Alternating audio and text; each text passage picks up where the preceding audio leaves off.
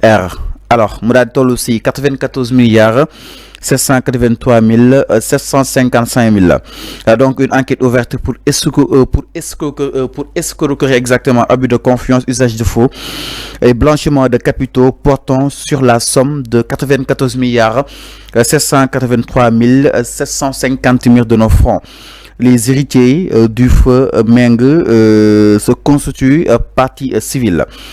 Alors Arfan, dossier bi jugoon na je me rappelle OFNAC bindoon na ko exactement si li nga xam ne que moo di 2021 jàpp li nga xam ne que moo di 2023 par rapport ak dossier 94 milliards yi naka ndaa di jàngatee tey jii ñu gis ni le parquet financier mi ngi actionné la DIC pour mu daal di mener benn enquête ouverte sur escroquerie, abus de confiance, usage de faux, blanchiment de capitaux portant sur la somme exacte de 94 milliards et quelques. Oui, dossier boo xamante ne Sénégalais yi amaana mosuñu ko fàtte 94 milliards yi. Ban dossier la woon. Mais Mamour Diallo. Mamour Diallo. Mamour Diallo.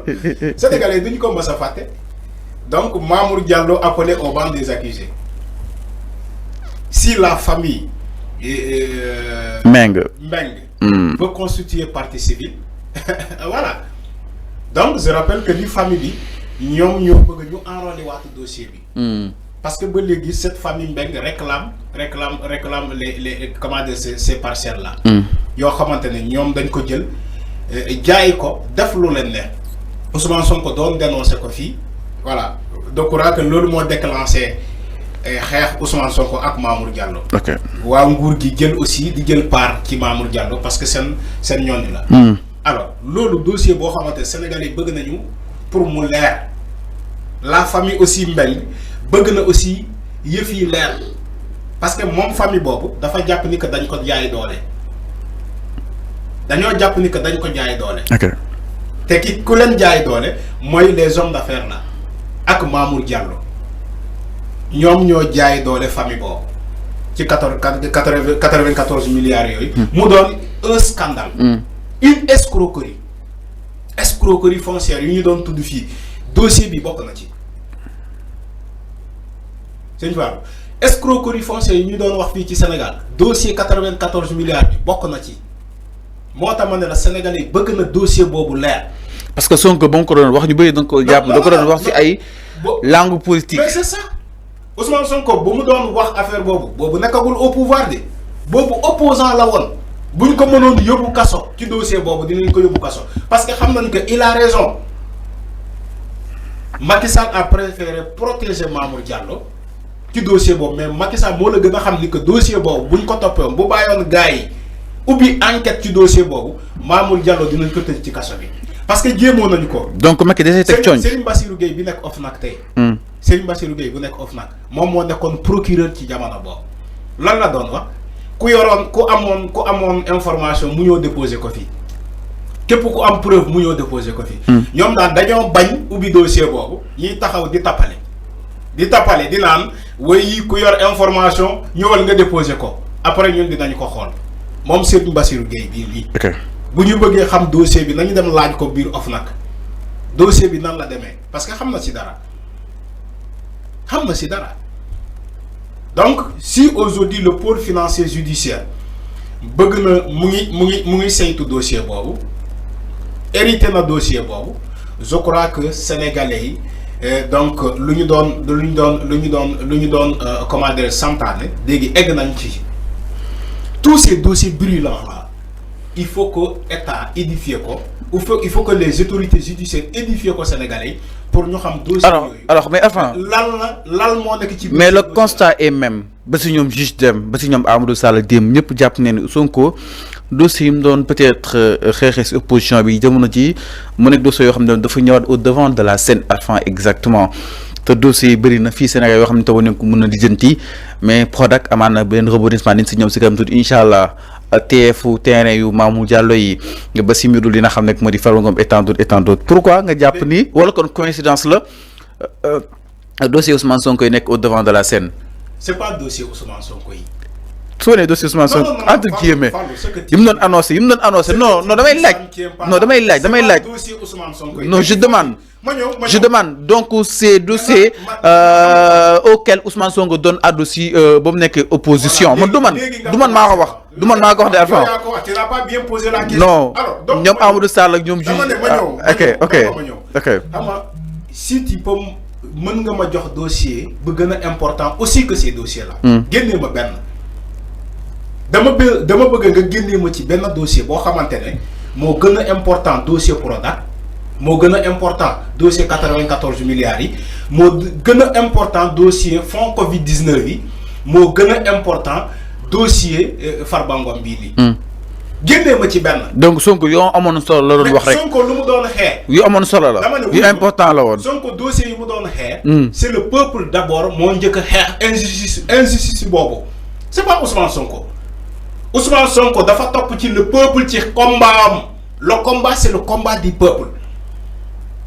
Peuple bi mo doon xeex ci ces dossiers là. Ousmane Sonko proxandalu que en tant qu'opposant comme dafa ne il était aux côtés du peuple mu jël ces dossiers là défendre que le peuple. Okay. Ousmane Sonko ba muy défendre ces dossiers là ba mu nekkee en 2017 ba mu nekkee Assemblée nationale nekk député mais ci la njëkk défendre ces dossiers là. Parce que moment bobu le peuple n'avait pas son représentant digne à l'Assemblée nationale bi ko doon défendre ces dossiers là. Moo tax Ousmane Sonko jël son combat ba mu nekk député du peuple mais c'était des dossiers du peuple, c'est pas des dossiers de Ousmane Sonko. Ces dossiers non, pas les dossiers d'Ousmane Sonko. Enfin, je réitère mes mots. Demander ces dossiers auxquels Ousmane Sonko donne dénoncer au temps de l'opposition. Je pense que c'est clair, Légui. Tu reformules ta question. D'accord. Non, je ne veux pas que tu te lances dans la manipulation. Ce que tu fais là, c'est ces dossiers auxquels Ousmane Sonko prononçait au temps de l'opposition. Voilà. Je pense que j'ai été clair. Voilà, c'est des dossiers. Ouais, mais dossiers, au devant de la scène. Okay. Les dossiers là sont des dossiers majeurs. C'est des dossiers d'extrême très importants. Yo xamantene sénégalais yi yag nañu bëgg pour mu leer ces dossiers là leer. Bo gisé dossiers yoy référat surface, c'est parce que on peut pas s'en passer de ces dossiers là. Dama bëgg mu leer. On peut pas s'en passer de ces dossiers là. Aujourd'hui le pôle financier judiciaire ne peut pas s'en passer de ces dossiers-là. Le dossier Prodac, le dossier des fonds Covid-19, le dossier des 94 milliards. Parce que c'est des milliards, c'est il faut que nous sachions.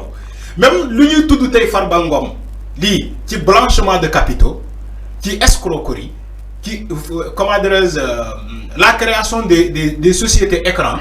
Mais ces dossiers-là, c'est des dossiers qui traînent des centaines de milliards. C'est des dossiers qui traînent des centaines de milliards. Donc, on ne peut pas s'en passer de ces dossiers-là. Encore une fois, ce n'est pas des dossiers à Ousmane Sonko.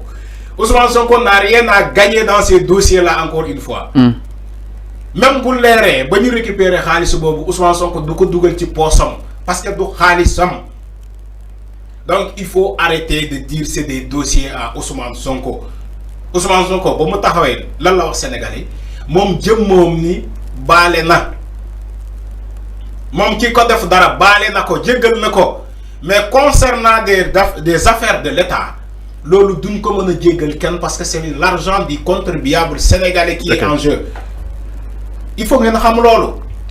Donc il faut pas dire que c'est des dossiers à Ousmane Sonko. Il faut être très intelligent. Même bo déggé ay nit diko wax il faut pas que Yonga waxat la même. Non, dañuy laaj Arfan. Non Arfan. Limay laaj mako gëna xam. Mais je suis là pour demander pour l'air concrètement, c'est ça. Xamoo ci dara. Donc boy poser question, il faut pas ngay poser comme les autres politiciens ñu ko doon waxé. Ñom ils font de la politique, ils font du sabotage.